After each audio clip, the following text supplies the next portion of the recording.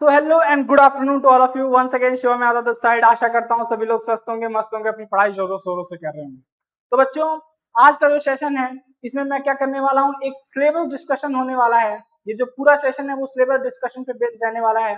जो हम software engineering, जो हमारा सब्जेक्ट है, जो हमारा एक बेहतरीन सब्जेक्ट है सॉफ्टवेयर इंजीनियरिंग, उसको उस सब्जेक्ट में हमें क्या क्या पढ़ना है, सिलेबस क्या रहने वाला है, हमारे डिप्लोमा का बीटीयूपी ने क्या सिलेबस जारी करा है बच्चों के लिए, ये सारी चीजें जानेंगे। बिकॉज सिलेबस डिस्कशन इसलिए इंपॉर्टेंट है क्योंकि बहुत सारे टॉपिक्स, पुराने टॉपिक्स जो थे उन्हें हटा दिया गया है, रिमूव कर दिया गया है और बहुत सारे नए कॉन्सेप्ट्स को भी इंट्रोड्यूस कराया गया है।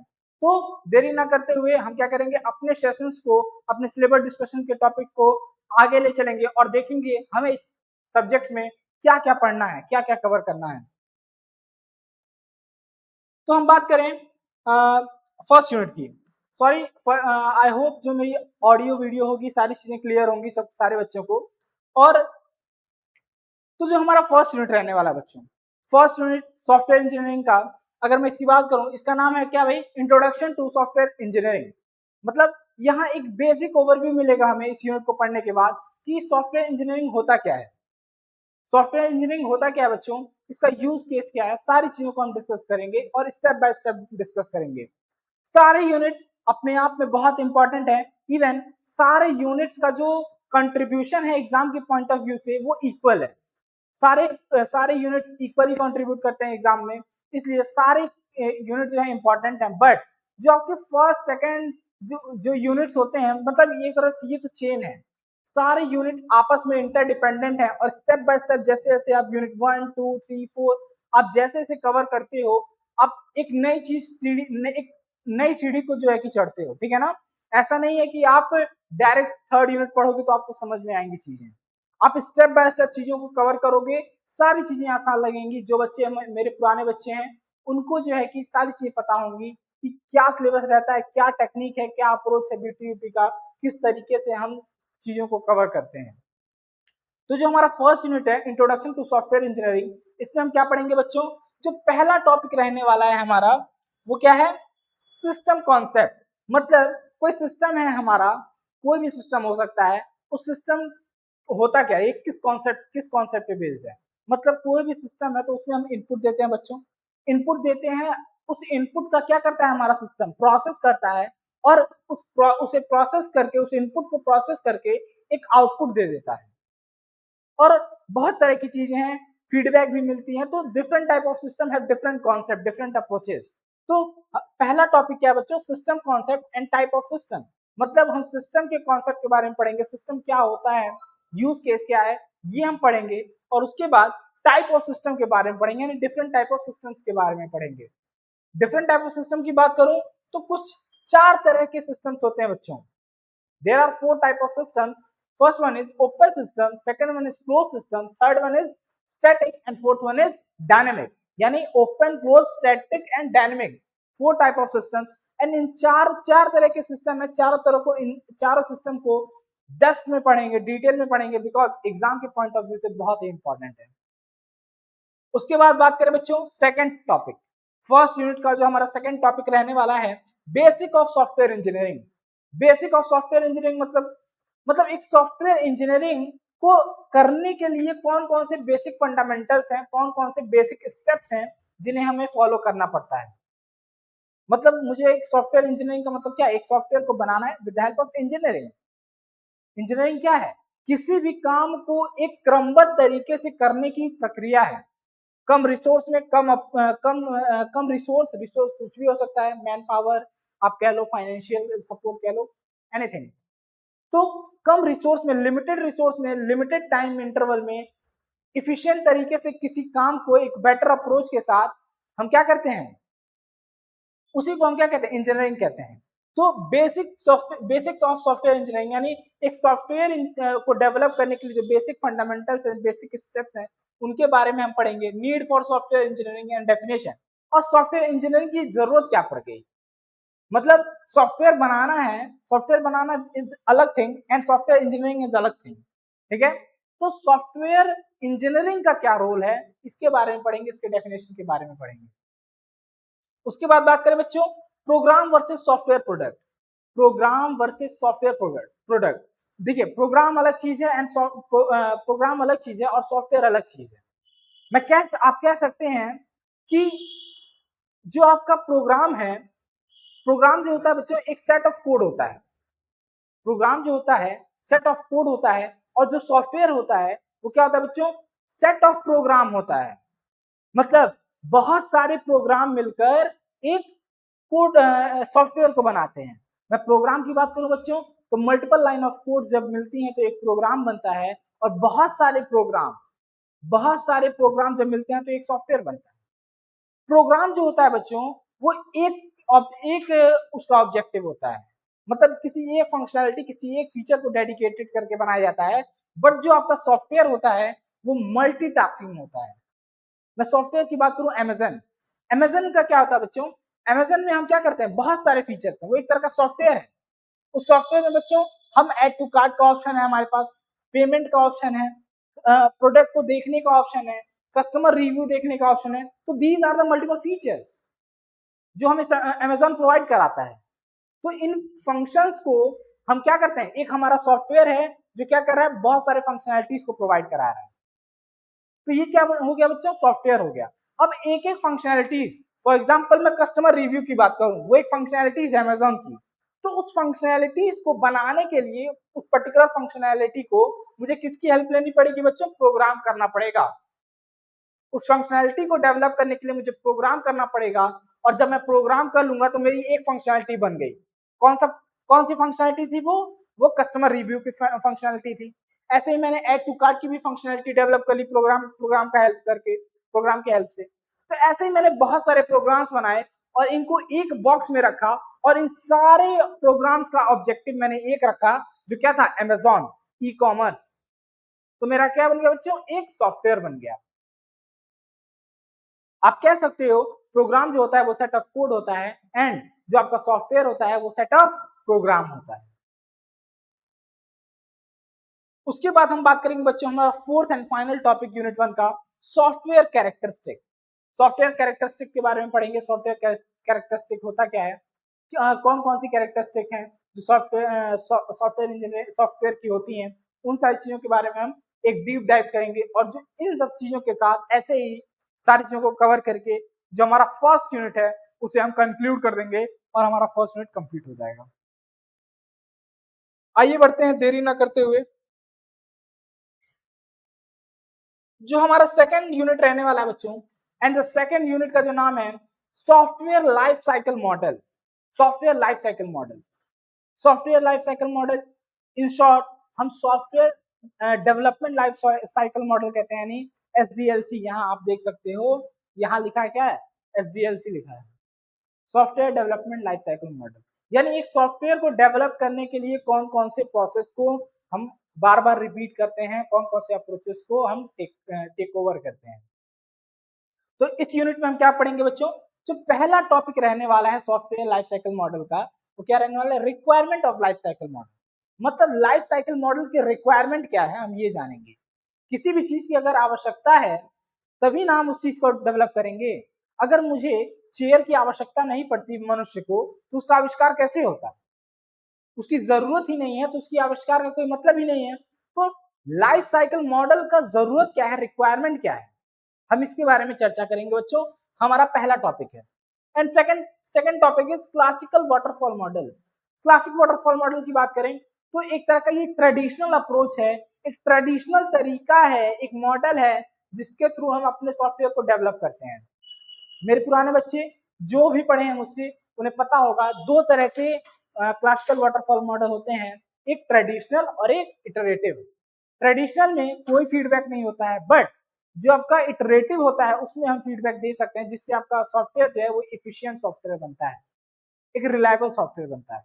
उसमें फीडबैक है, फीडबैक से चीजें और स्ट्रांग होती हैं, यही कॉन्सेप्ट होता है फीडबैक का। तो हम क्लासिकल वाटरफॉल मॉडल के बारे में भी इन डेप्थ पढ़ेंगे सारी चीजें। हमने रिक्वायरमेंट पढ़ लिया, वाटरफॉल मॉडल पढ़ लिया, देन हम प्रोटोटाइपिंग मॉडल के ऊपर आएंगे। प्रोटोटाइप मॉडल भी एक तरह का अप्रोच है, एक तरह का मॉडल है जिसके थ्रू हम सॉफ्टवेयर को डेवलप करते हैं। बेसिकली इस पूरे यूनिट में, सेकंड यूनिट में हम ये पढ़ेंगे कि हम कितने तरीके से सॉफ्टवेयर को डेवलप करेंगे, किसी सॉफ्टवेयर को डेवलप करने के कितने तरीके हो सकते हैं, इस पे काम करना है। तो क्लासिकल वाटरफॉल मॉडल पहला मॉडल था। दूसरा मॉडल क्या था बच्चों? Prototyping model. And fourth model is evolutionary model. ये भी बहुत बेहतरीन मॉडल है, रिलायबल मॉडल है, बिकॉज ट्रेडिशनल वाटरफॉल को माना जाता है। इसमें थोड़ी दिक्कत होती है, स्मॉल बेस प्रोजेक्ट के लिए सही है, बट लार्ज स्केल प्रोजेक्ट अगर आपको डेवलप करना है तो ये उतना रिलायबल नहीं है, एफिशिएंट नहीं है। बाकी उसके बाद इवोल्यूशनरी मॉडल हम पढ़ेंगे, स्पाइरल मॉडल पढ़ेंगे, and then the most important model is agile methodology. कौन सी भाई? Introduction to agile methodology, in short agile model भी कहते हैं इसे। तो इसका भी पढ़ेंगे, बहुत ही इंपॉर्टेंट टॉपिक रहने वाला है अजाइल मेथोडोलॉजी, मैं बार बार बताता हूँ बच्चों को। तो ये सारी चीजें हो गई, कॉन्सेप्ट हमारा हो गया सेकंड यूनिट का। सेकंड यूनिट में बच्चों बेसिकली हम क्या पढ़ेंगे? हम पढ़ेंगे कि हमारा जो सॉफ्टवेयर होता है उसको हम किन किन तरीकों से, कौन कौन से तरीके हैं डेवलप करने की, बनाने की, कितने तरीके हैं। उसके बाद बात करें थर्ड यूनिट पे चलते हैं भाई। थर्ड यूनिट की बात करूं मैं बच्चों, तो जो थर्ड यूनिट है हमारा software planning, requirement analysis and specification. मतलब software planning, requirement analysis and specifications. मतलब क्या भाई? इसमें हम सॉफ्टवेयर प्लानिंग के बारे में जानेंगे, सॉफ्टवेयर प्लानिंग होता क्या है, रिक्वायरमेंट एनालिसिस के बारे में पढ़ेंगे। यानी पिछले पिछले यूनिट्स में जो हमने अप्रोचेस पढ़े थे, जो फंडामेंटल्स पढ़े थे, जो लाइफ साइकिल मॉडल्स पढ़े थे, जैसे कि होता क्या है मैं बता दूं बच्चों।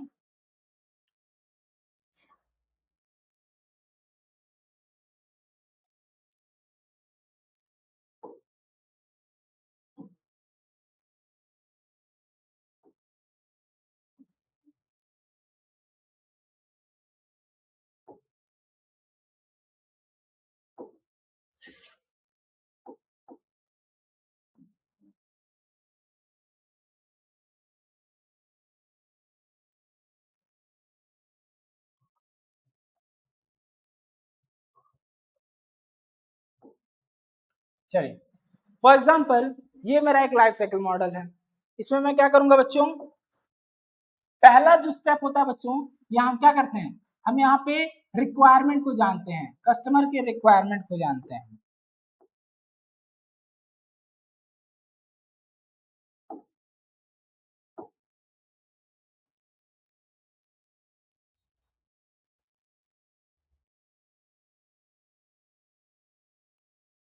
जो पहला स्टेप होता है बच्चों, हम रिक्वायरमेंट को जानते हैं कि यूजर की रिक्वायरमेंट क्या है।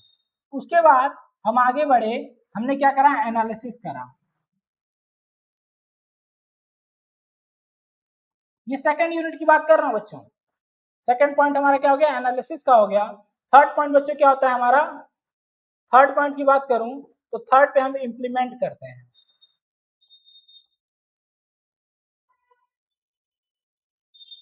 इंप्लीमेंट करते हैं और उसके बाद ऐसे ही फोर्थ फोर्थ पॉइंट पे हम क्या करते हैं बच्चों? फोर्थ पॉइंट पे इंप्लीमेंटेशन करने के बाद हम इसका टेस्टिंग करते हैं। टेस्टिंग करने के बाद बच्चों हम इसको हम डिप्लॉय करते हैं। डिप्लॉय का मतलब होता है कि यूजर को सौंप देना। अभी तक जो मैंने सॉफ्टवेयर डेवलप किया उसको अगर मुझे यूजर को हैंड ओवर करना है, यूजर को अपने डिवाइस पे देखना है, सारी चीजों को, जो भी आपका सॉफ्टवेयर उसे यूजर के यूज में लाना है, तो मुझे क्या करना पड़ेगा? डिप्लॉय करना पड़ेगा। एक बार जब मैंने डिप्लॉय कर दिया, डिप्लॉय करने के बाद एक और स्टेप आता है बच्चों। ये आपका फोर्थ स्टेप हो गया, ये आपका फिफ्थ स्टेप हो गया, और ये आपका सिक्स्थ स्टेप हो गया, आपका मेंटेनेंस।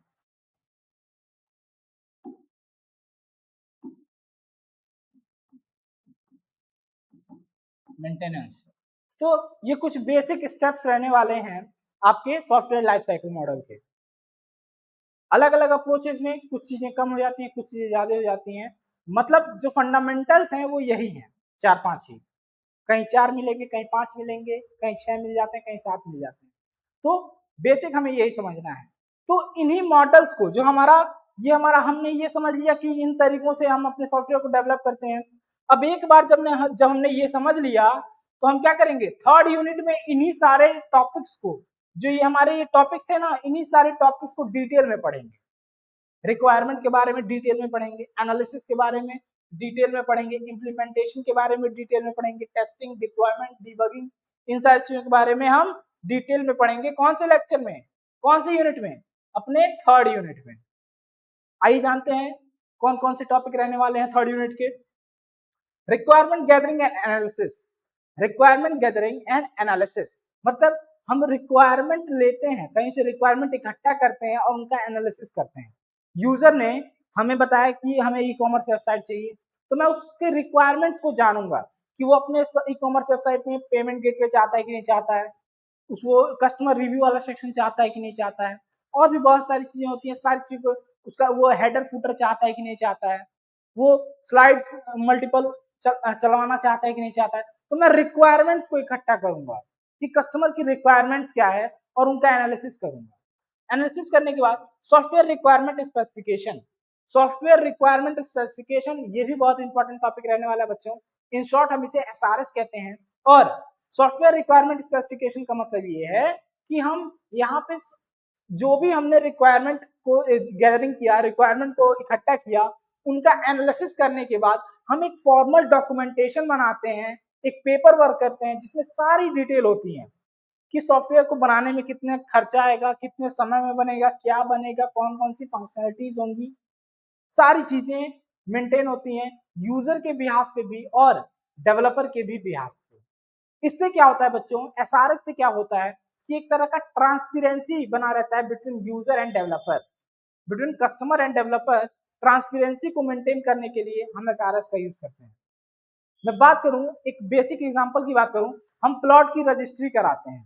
तो प्लॉट की रजिस्ट्री अगर हम कराते हैं बच्चों, तो हम एक कॉन्ट्रैक्ट, एक हम रजिस्ट्री आती है, एक बकायदा कचहरी में एक रजिस्ट्री होती है जहां पे हम एक डिक्लेयर किया जाता है कि हाँ ये व्यक्ति थे, इन्होंने ये चीज को परचेस करा है, ये सारा डायमेंशन, प्लॉट के डायमेंशन ये है, इस लोकेशन पे है, सारी चीजें होती है इन दैट।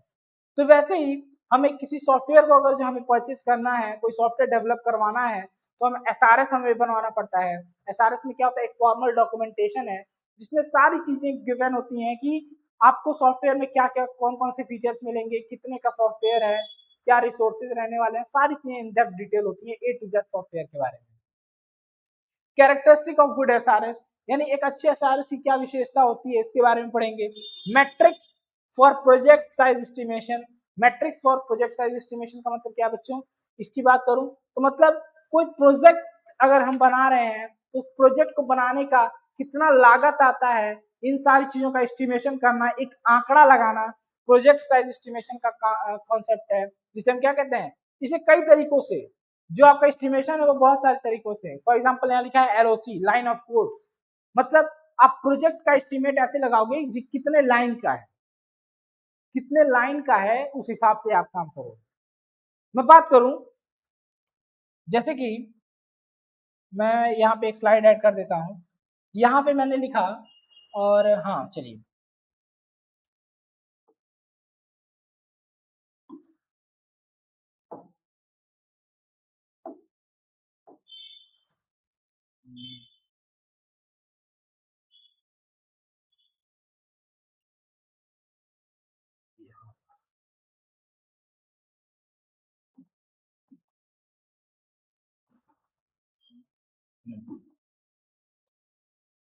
फॉर एग्जाम्पल बच्चों, ये क्या है, ये आपकी फॉर एग्जाम्पल एक नोटबुक है, इसमें आपने अपने काम करना शुरू करा।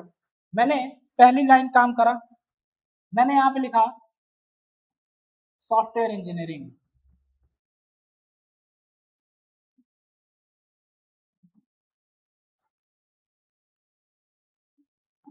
ठीक है। यहाँ मैंने लिख दिया रिक्वायरमेंट, यहाँ मैंने लिख दिया क्या, एनालिसिस, एनालिसिस लिख दिया। एनालिसिस लिखने के बाद यहाँ मैंने क्या कर दिया, इम्प्लीमेंटेशन कर दिया।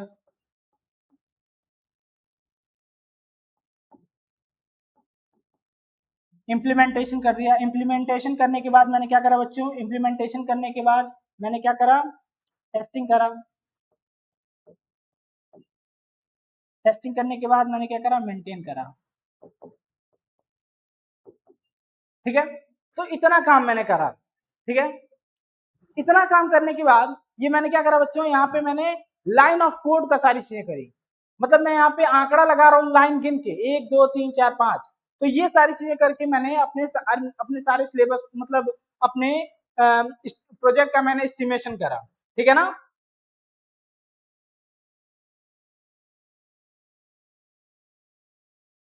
तो ये काम था, एक मैट्रिक्स था, एक आंकड़ा लगाते हैं हम कि हमारा सॉफ्टवेयर कैसे डेवलप होगा, उसको डेवलप करने एक लाइन गिन के उस सॉफ्टवेयर का प्रोजेक्ट का आंकड़ा लगाना कि हाँ कितने खर्चे आ रहे हैं सॉफ्टवेयर को डेवलप करने में। उसके बाद कोकोमो मॉडल के बारे में हम पढ़ेंगे। कोकोमो मॉडल क्या होता है बच्चों, ये भी प्रोजेक्ट एस्टिमेशन का एक तरीका है, मैथमेटिकल फॉर्मूलाज की हेल्प से हम करते हैं, बहुत ही इंपॉर्टेंट टॉपिक रहने वाला है। उसके बाद responsibility of software project manager, मतलब एक सॉफ्टवेयर मैनेजर जो है, एक प्रोजेक्ट मैनेजर जो है, उसकी क्या क्या रिस्पॉन्सिबिलिटीज होती हैं, इसके बारे में हम डीप डाइव करेंगे। जो हमारा फोर्थ यूनिट है बच्चों, फोर्थ यूनिट की बात करूं तो सॉफ्टवेयर डिजाइन एंड इम्प्लीमेंटेशन।